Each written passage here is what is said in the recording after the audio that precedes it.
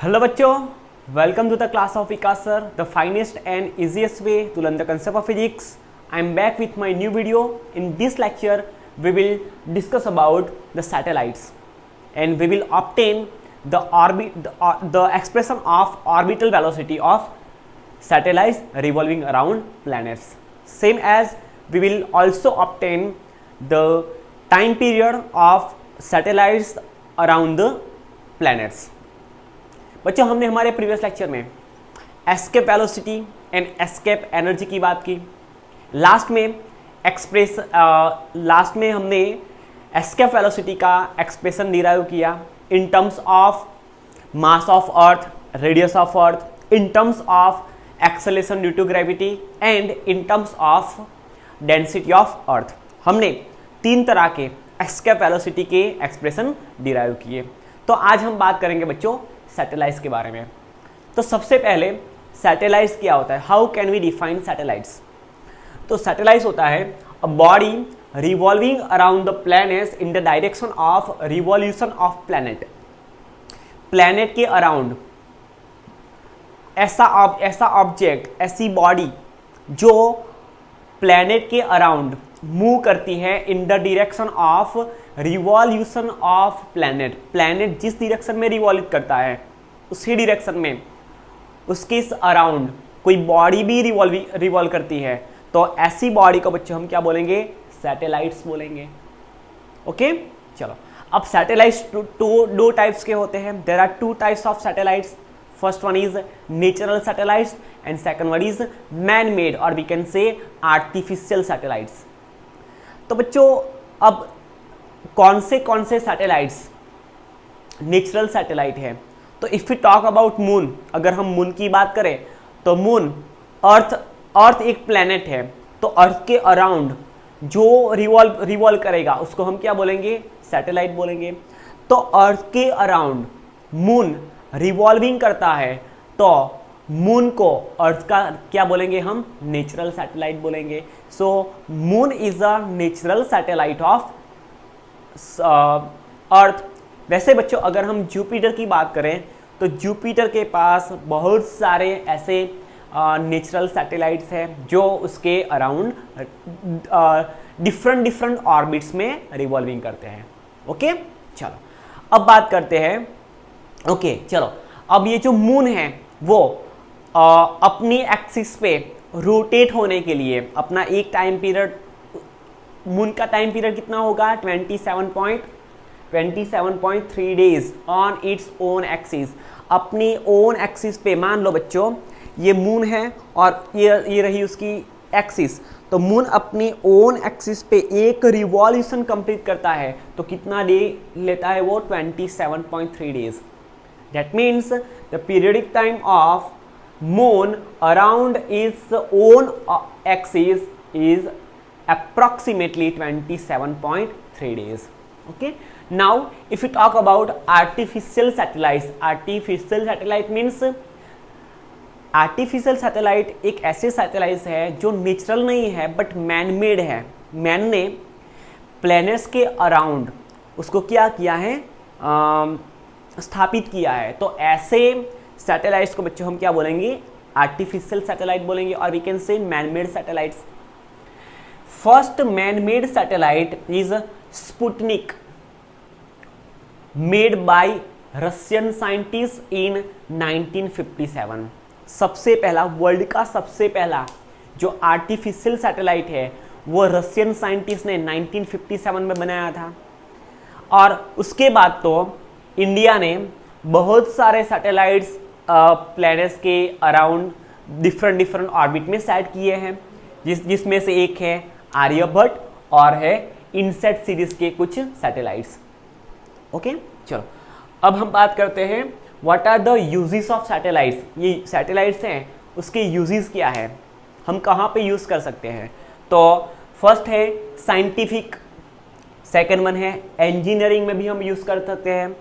अगर हम साइंटिस्ट हैं, हम कोई रिसर्च कर रहे हैं तो उस रिसर्च में भी हम सैटेलाइट्स का यूज़ कर सकते हैं।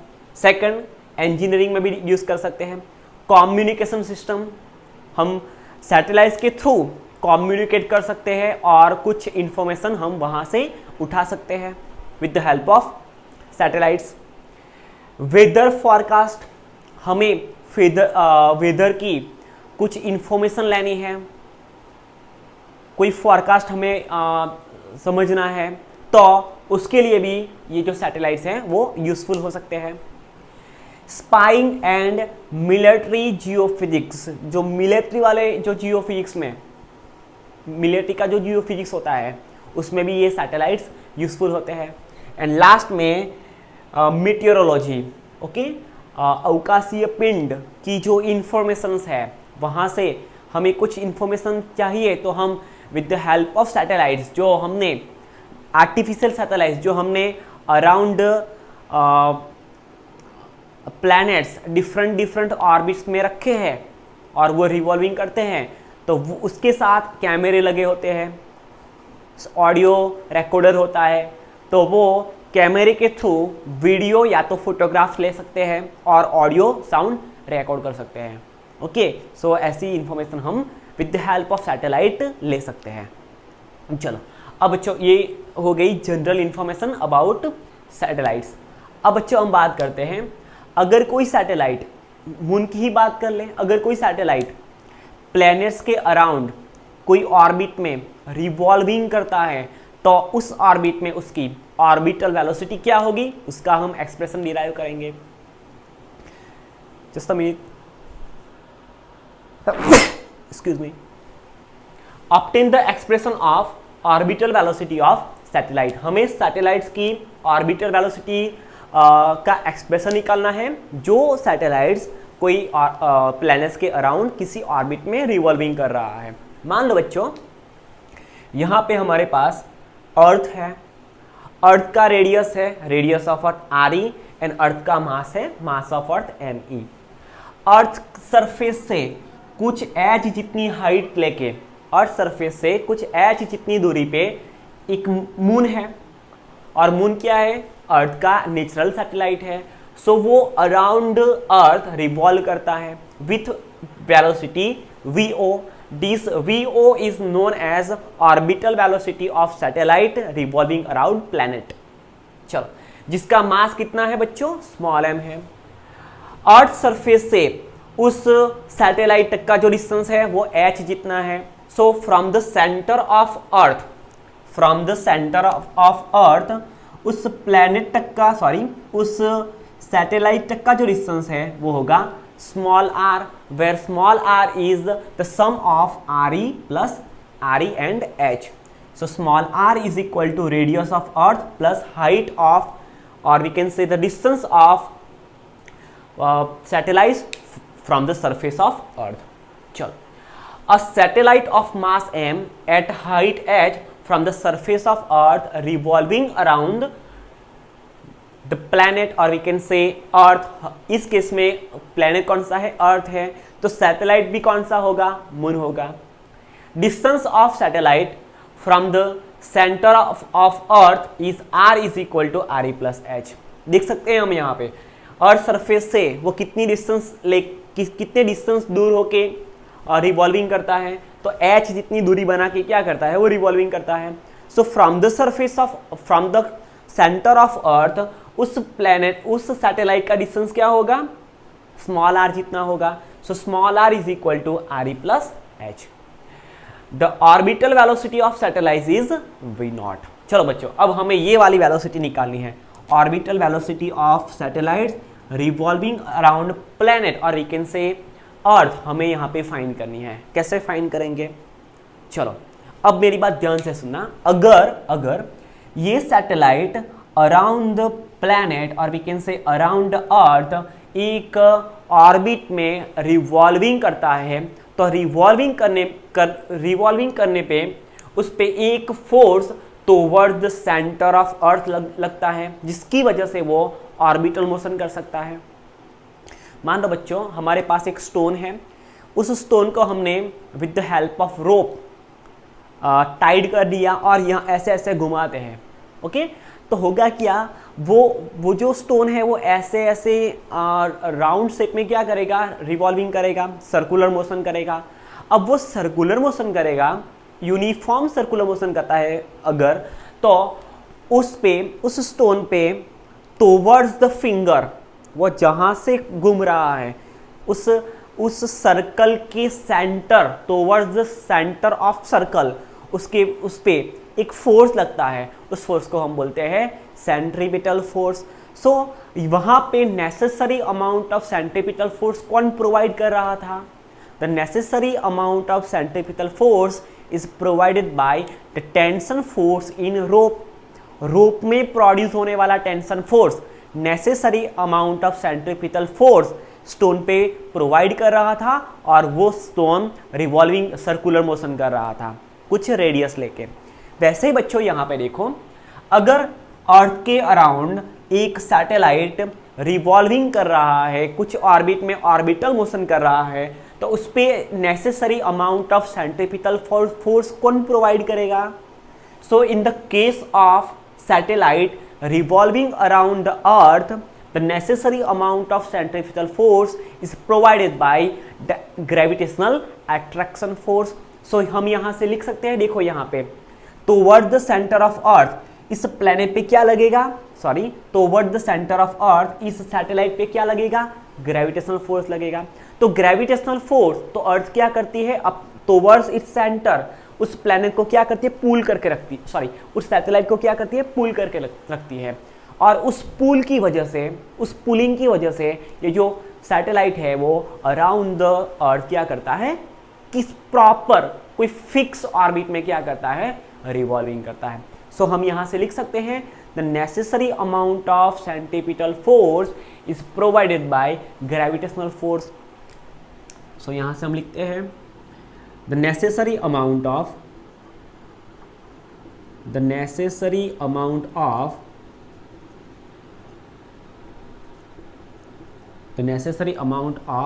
centripetal force, necessary amount of centripetal force is provided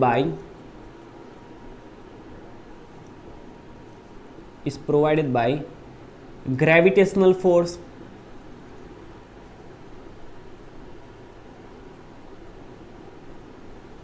gravitational force, और बच्चों ये जो ग्रेविटेशनल फोर्स है वो कैसा फोर्स है, एट्रैक्टिव फोर्स है, towards the centre of earth लगेगा, because in compare to mass of earth the mass of satellite is negligible.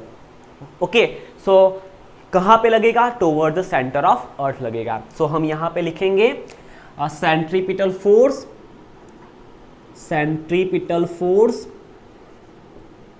on satellite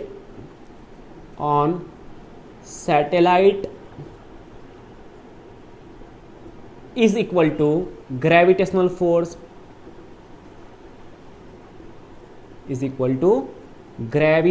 force फिर से एक बार,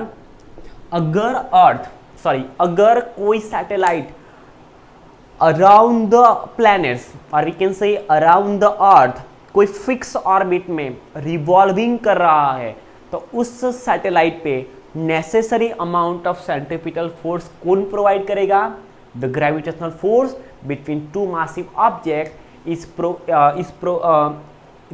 is gives the value of centripetal force, or we can say the necessary amount of centripetal force is provided by the gravitational force between center of earth and at the center of earth and the satellite.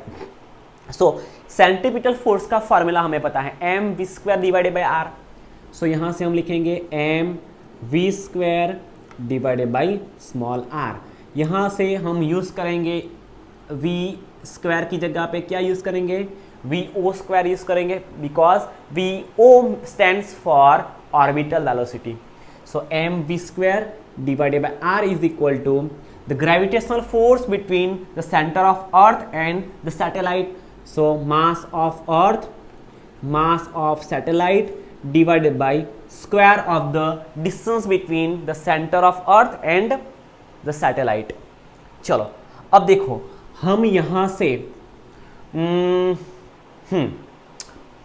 से दोनों side पे देखें तो यहाँ पे small m दोनों sides common है तो कैंसल आउट हो जाएगा, so we can write. Okay, दूसरी बात, यहाँ से r कैंसल आउट हो जाएगा, यहाँ से एक r कैंसल आउट हो गया, सो यहाँ से हमें v स्क्वायर की वैल्यू मिलेगी, v square is equal to V O square, square of orbital velocity is equal to G M E divided by small r। as we know that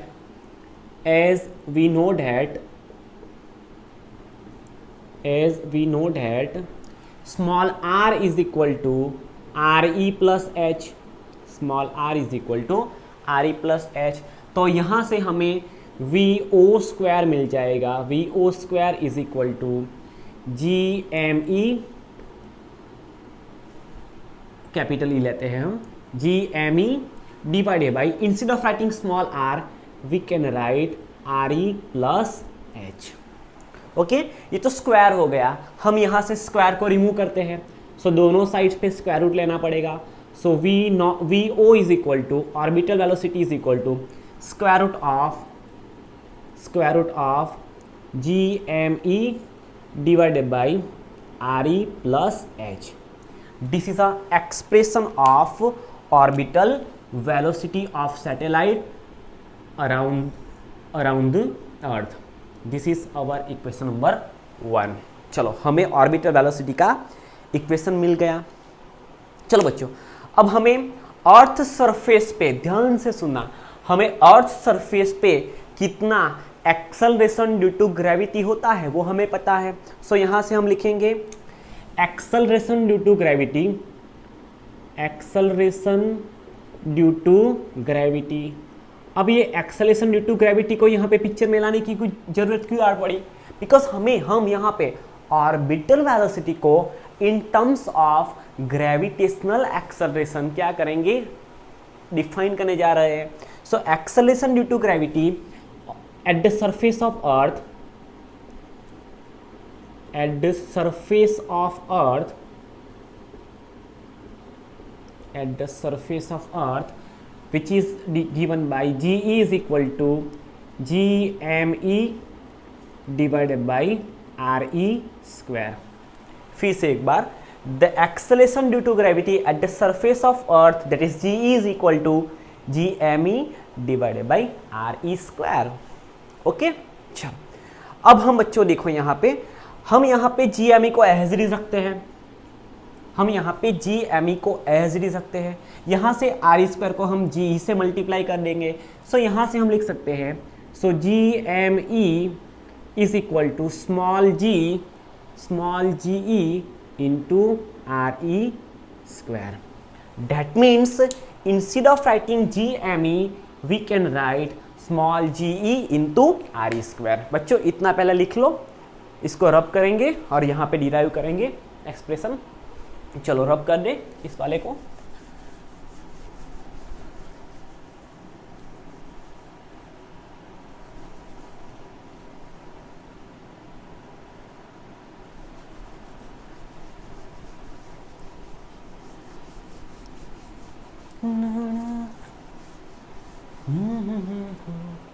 चलो देखो, अब हम इक्वेशन 1 को यूज करते हैं। From equation 1,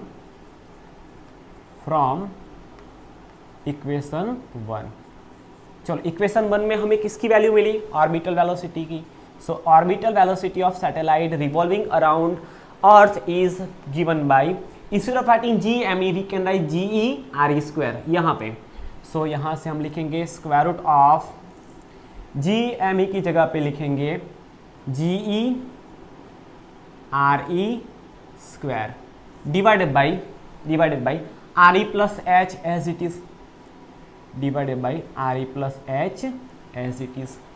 अब बच्चों मेरी बात ध्यान से सुनना, हम यहाँ से क्या करेंगे, हम यहाँ से आर ई स्क्वायर को बाहर निकालेंगे।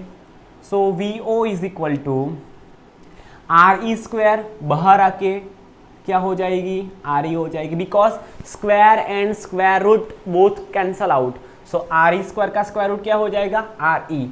सो स्क्वायर रूट में आ जाएगा G E divided by R E plus H, G E divided by R E plus H. बच्चों हम यहाँ से कुछ कंक्लूजन निकाल सकते हैं. This is our equation number 2 which is also expression of orbital velocity in terms of acceleration due to gravity at the surface of earth. चलो बच्चों, अब यहाँ से हम कह सकते हैं as h increases. देखो अगर h की वैल्यू इंक्रीज होती जाएगी तो ये वाला पोर्शन इंक्रीज हो जाएगा और जी से डिवाइड हो जाएगा तो ये वाला पोर्शन कैसा होगा, ये वाले पोर्शन की वैल्यू डिक्रीज होगी और यहाँ पे मल्टीप्लाई होगी. सो अगर h बढ़ता है तो v नॉट क्या हो जाएगा, डिक्रीज हो जाएगा. So we can write as h increases the value of orbital velocity decreases. अगर हाइट h बढ़ेगी दैट मीन्स अगर ये जो ऑर्बिट जितनी बड़ी होगी that means from the centre of earth satellite जितनी दूरी पे होगा, जितने डिस्टेंस पे जितना फार अवे होगा उतना उसकी उतनी ऑर्बिटल वेलोसिटी कैसी होगी, कम होगी. ओके, सो यहाँ से हम लिख सकते हैं as H increases the value of V naught that is V O orbital velocity decreases. चलो बच्चों अब मेरी बात ध्यान से सुनना. ओके, सो यहाँ से हम लिख सकते हैं orbital velocity is proportional to 1 divided by h. हमें यहाँ से कुछ कंक्लूजन मिला. This is most IMP result for us. This is most IMP result. Book में ऐसा रिजल्ट नहीं दिया गया. जब बच्चों हम JEE नीट के कुछ MCQ सॉल्व करेंगे तब हम इस एक्सप्रेशन को यूज करेंगे. So VO orbital velocity is directly proportional to 1/h और we can say the orbital velocity of satellite revolving around planet और earth is inversely proportional to height h or we can say the distance of the satellite from the surface of earth, that is h. Okay बच्चों, अब हम यहाँ पे एक case लेंगे. क्या case लेंगे?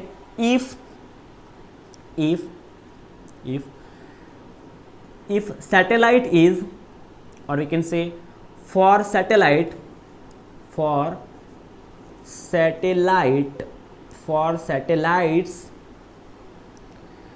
very close to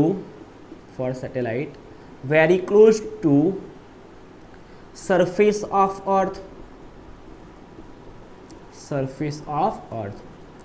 कुछ ऐसे सैटेलाइट्स हैं जो अर्थ सरफेस के बहुत नियर क्लोज रह के क्या करते हैं, रिवॉल्विंग करते हैं.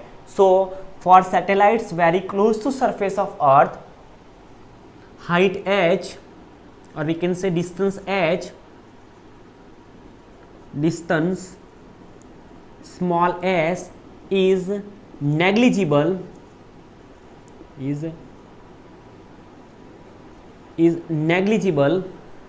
as compared to radius of earth.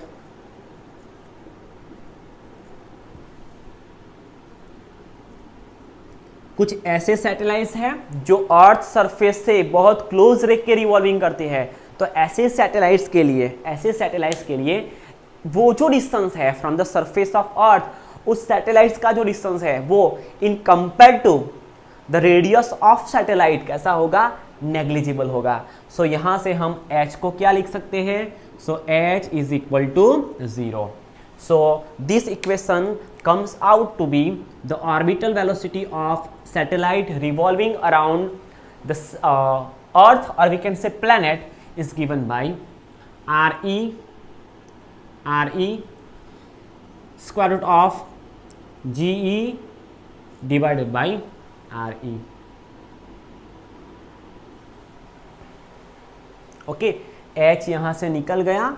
सो यहाँ से हमने क्या लिखा, re as it is, ge divided by re. Okay बच्चों, this is our second expression of orbital velocity. चलो बच्चों, अब हम बात करेंगे और कुछ डिराइव कर सकते हैं हम, और कुछ डिराइव करना चाहें तो हम इस पे से दूसरा कोई एक्सप्रेशन ला सकते हैं। सोचो क्या ला सकते हैं।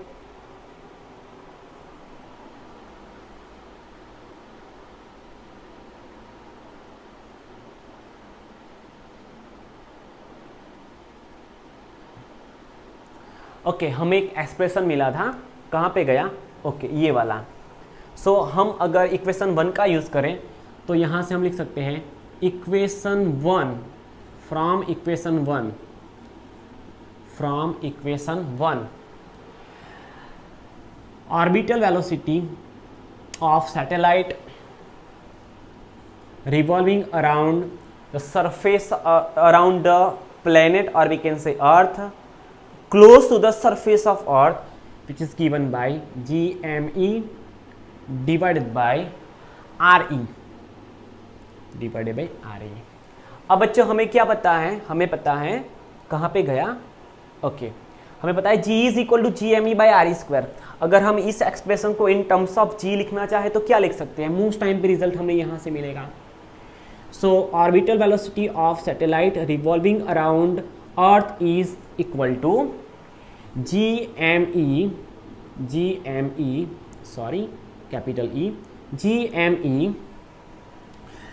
divided by RE। हमें क्या चाहिए? हमें divided by are E square चाहिए। तो हम क्या करेंगे? इस एक्सप्रेशन को RE से मल्टीप्लाई करेंगे और RE से डिवाइड करेंगे।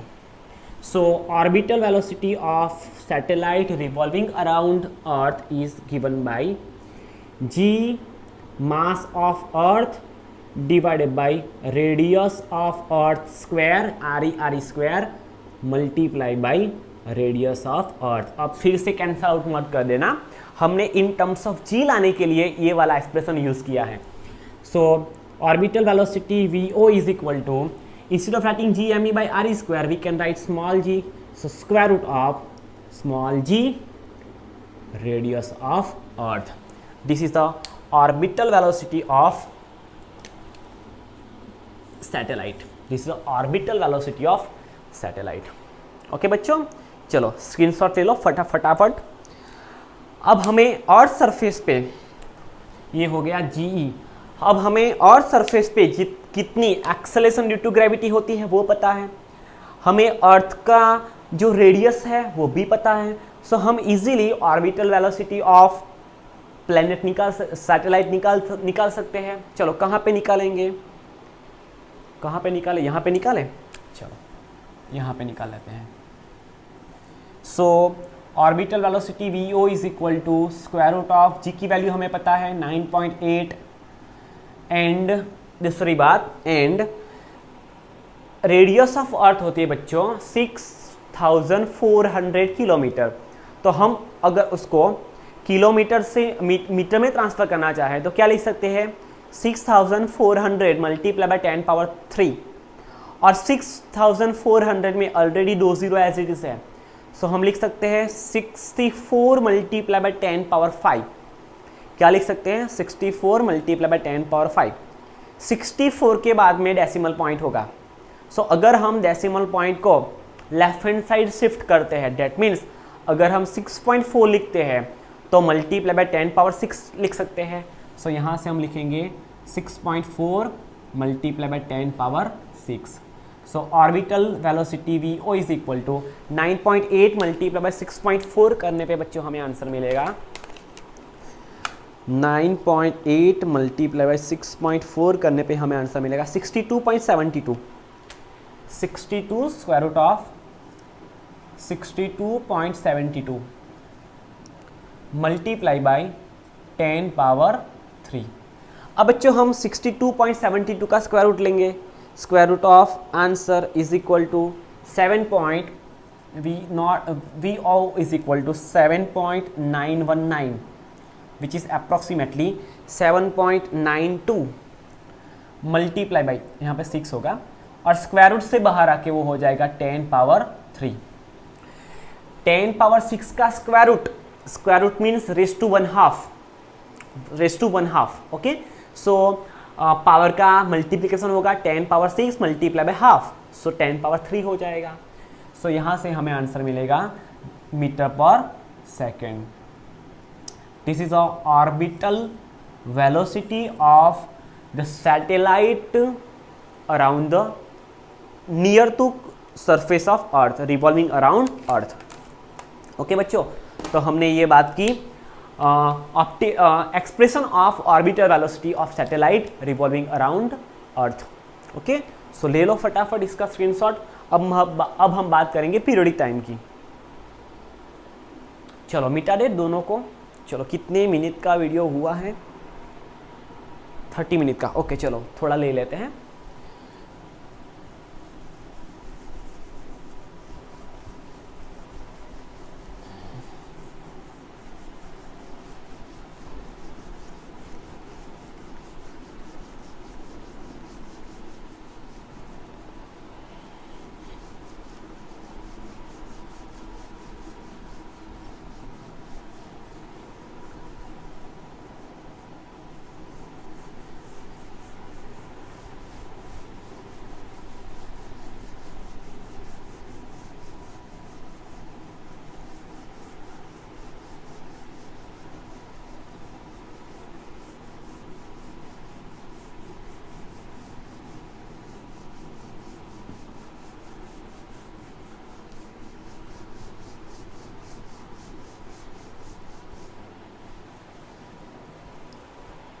चलो बच्चों, अब हम नेक्स्ट थियरी देखेंगे। चलो नेक्स्ट थियरी हमें क्या गिवन है? Obtain the equation of orbital time period. Obtain the expression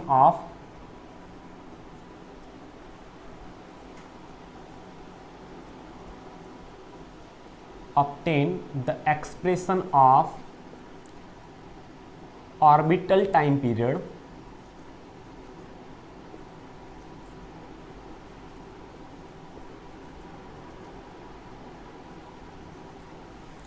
orbital time period of a satellite revolves around the earth, of a satellite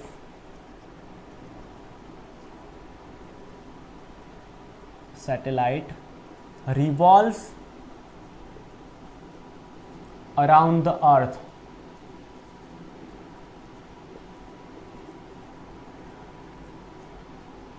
okay बच्चों, चलो ये वाली थियरी अब हम डिराइव करेंगे।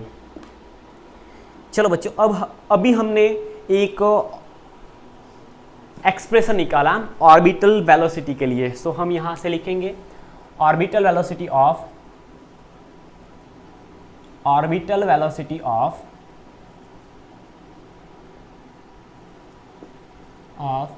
सैटेलाइट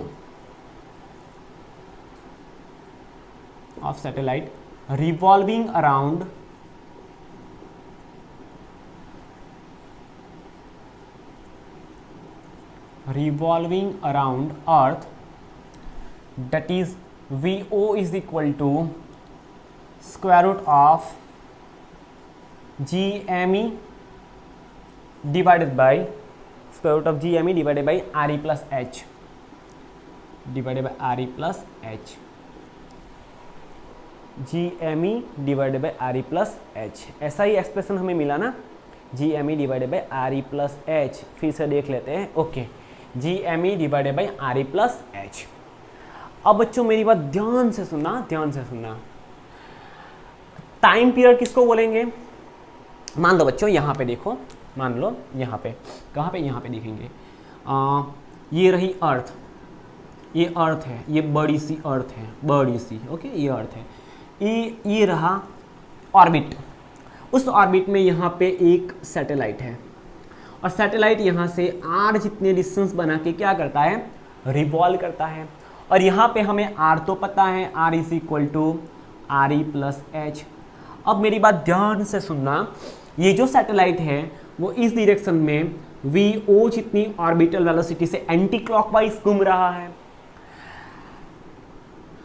ओके, चलो अब देखो यहाँ पे necessary amount of centripetal force कौन प्रोवाइड करेगा? ये दोनों के बीच में लगने वाला जो फोर्स है, मास ऑफ अर्थ है ME, और इस सैटेलाइट का मास है स्मॉल m जितना। ओके जब ये यहाँ से घूमना स्टार्ट करके फिर से एक रिवॉल्यूशन कंप्लीट करके अपने इनिशियल पोजीशन पे वापस आएगा, तो उसको जितना टाइम लगेगा उस टाइम को बच्चों हम क्या बोलेंगे, orbital, we can say orbital time period. एक ऑर्बिट में एक रिवॉल्यूशन कंप्लीट करने के लिए उसको जितना टाइम लगा उस टाइम को बच्चों हम बोलेंगे ऑर्बिटल टाइम पीरियड। मान लो बच्चों, अब ध्यान से सुनना, हाँ, मान लो हमारे पास एक सर्कुलर पाथ है, उस सर्कुलर पाथ पे इनिशियल पोजीशन P है, उस इनिशियल पोजीशन से एक ऑब्जेक्ट रिवॉल्विंग करता करता स्टार्ट होते हुए फिर से एक चक्कर कंप्लीट करके, एक रिवॉल्यूशन कंप्लीट करके फिर से वही पॉइंट पे आता है, तो कितना डिस्टेंस ट्रैवल करता होगा, ये बनने वाला जो सर्कल है उसके सरकमफरेंस जितना डिस्टेंस ट्रैवल करेगा। दूसरी बात, एक रिवॉल्यूशन कंप्लीट करने के लिए जो टाइम लगता है उस टाइम को हम क्या बोलते हैं, पीरियोडिक टाइम बोलते हैं। सो यहां से हम लिख सकते हैं orbital velocity is equal to, ध्यान से सुनना, orbital velocity is equal to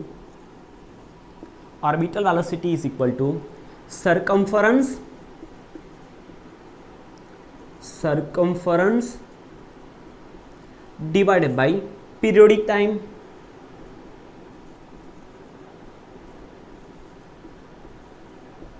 circumference divided by periodic time.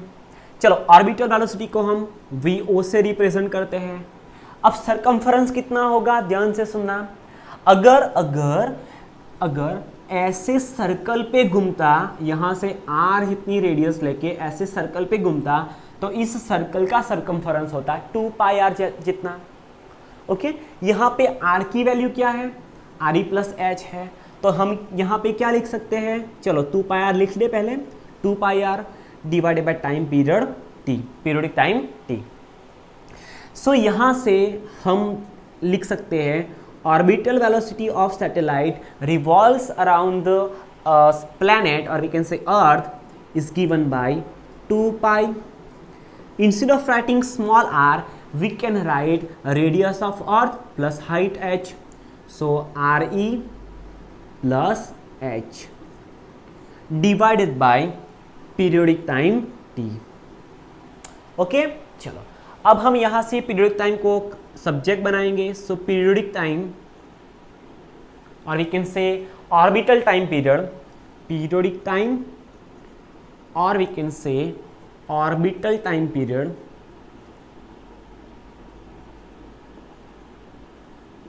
orbital time period t is equal to, t को सब्जेक्ट बनाएंगे, t यहाँ पे चला आएगा और v नॉट यहाँ पे आ जाएगा. So we can write 2π radius of earth plus height h from the earth surface divided by orbital velocity vo.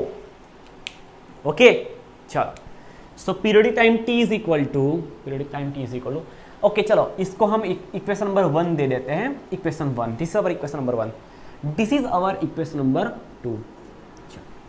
अब हम इक्वेशन 1 की वैल्यू इक्वेशन 2 में यहां पे सब्स्टिट्यूट करेंगे. So t is equal to 2π bracket RE plus h divided by, instead of writing VO orbital velocity, हम यहां से उसका एक्सप्रेशन लिख सकते हैं. So we can write square root of GME divided by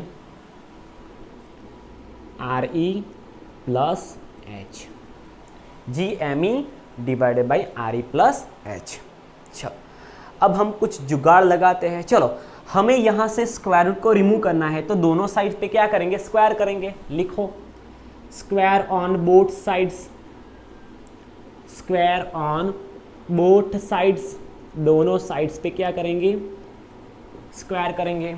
सो यहां से t का स्क्वायर होने पे हो जाएगा t square is equal to, चलो न्यूमरेटर पार्ट में 2 का स्क्वायर होके 4 और पाई का square pi square, RE plus H, RE plus H उसका होल स्क्वायर हो जाएगा डिवाइडेड बाय, ध्यान से सुनना, डिवाइडेड बाय, अब स्क्वायर रूट में है पूरा numerator part, sorry denominator part, उस स्क्वायर रूट का स्क्वायर होने पे ये वैल्यू फिर से रिपीट हो जाएगी. So we can right GME,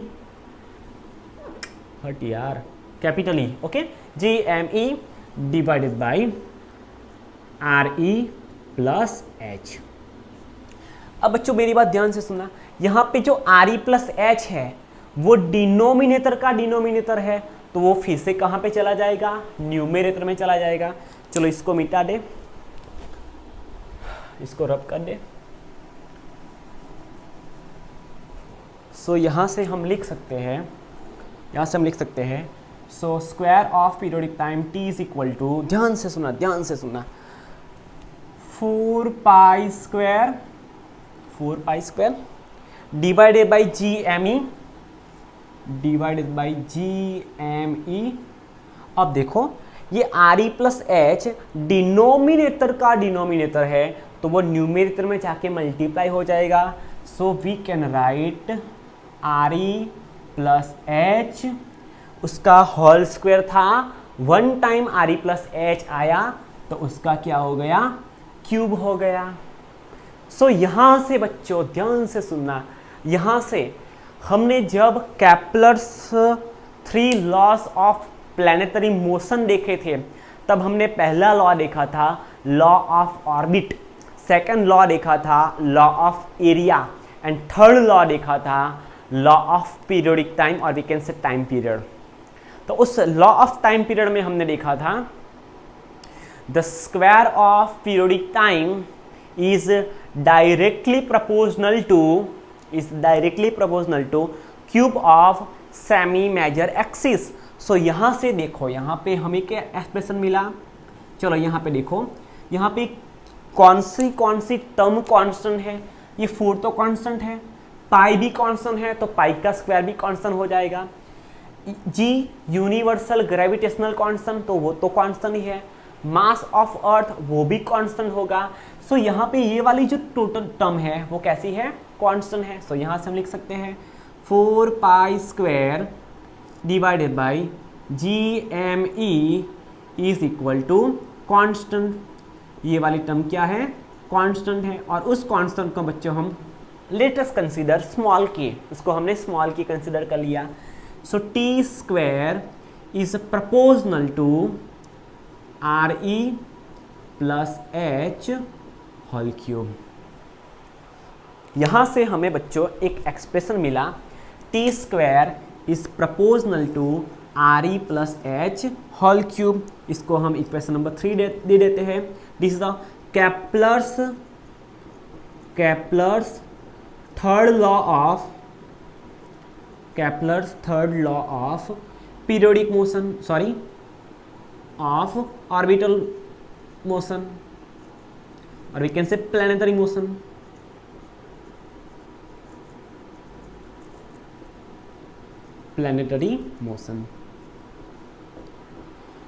Which is known as law of periods.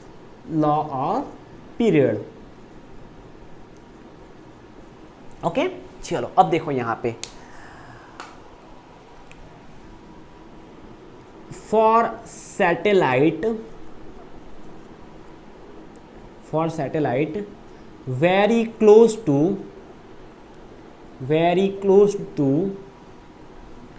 surface of earth,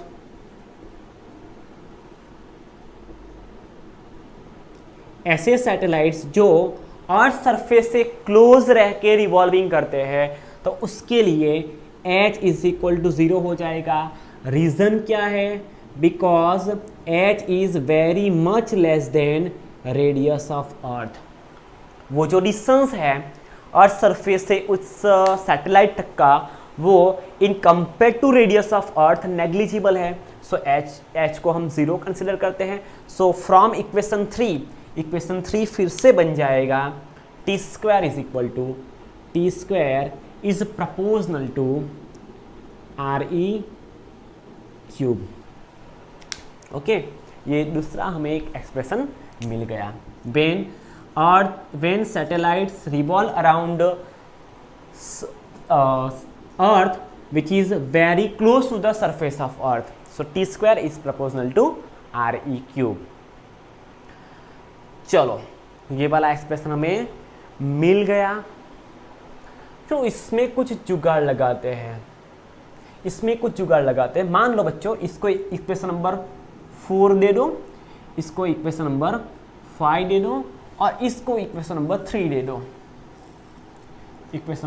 दो, चलो हम यहाँ पे इक्वेशन 3 का यूज करते हैं। देखना यहाँ पे very close to the surface of earth, तो यहाँ पे h की वैल्यू क्या होगी, 0 होगी।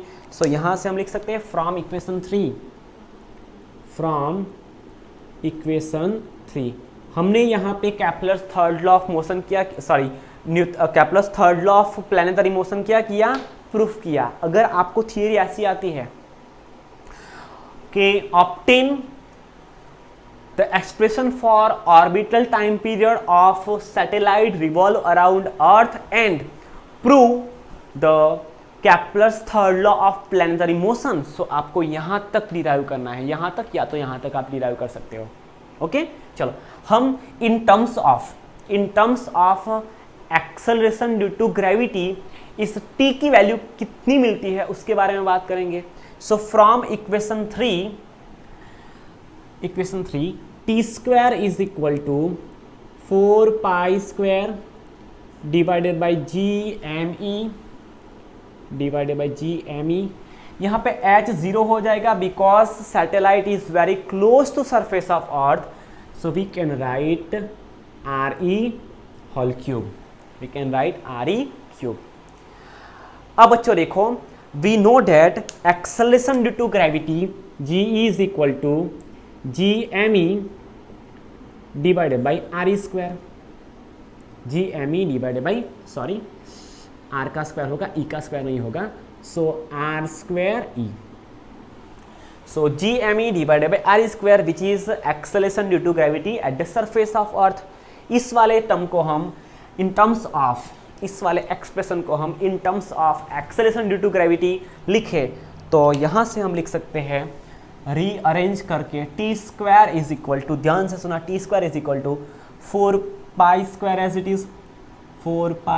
As it is divided by, okay क्या लिखेंगे, ऐसा लिख सकते हैं 4 pi square R E multiply by R E square divided by G M E,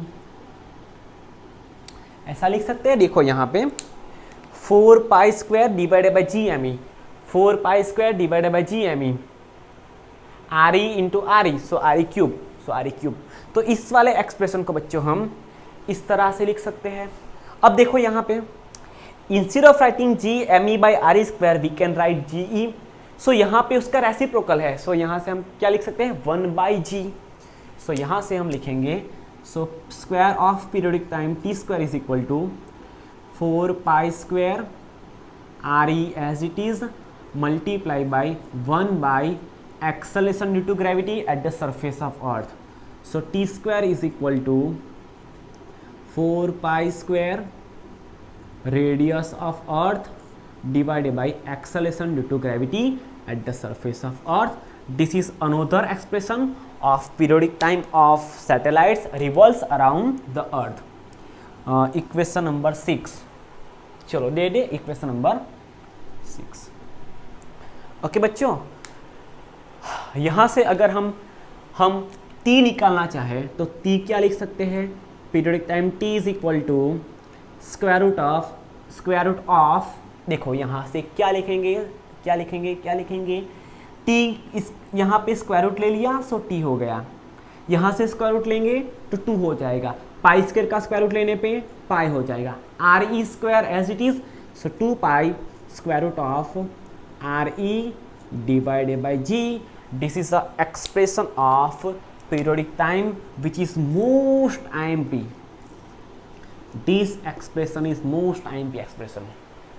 okay हम ये वाला एक्सप्रेशन बच्चों यूज़ करेंगे। चलो अब हम बच्चों क्या करेंगे, अब यहाँ से हम आर ई की वैल्यू हमें पता है, हमें जी ई की वैल्यू भी पता है, सो यहाँ से हम पीरियोडिक टाइम फाइंड कर सकते हैं। सो यहाँ से हम पीरियोडिक टाइम फाइंड करेंगे, T is equal to 2 multiply by pi की वैल्यू होगी 3.14 multiply by square root of radius of earth होगी 6.4 multiply by 10 power 6 divided by acceleration due to gravity at the surface of earth which is 9.8 meter per second square. So periodic time of satellite revolves around the earth which is very close to the surface of earth. So यहाँ पे हो जाएगा 6.28 bracket sorry multiply 6.4 divided by 9.8 6.4 divided by 9.8 तो वो हो गया 0.6530 अरे यार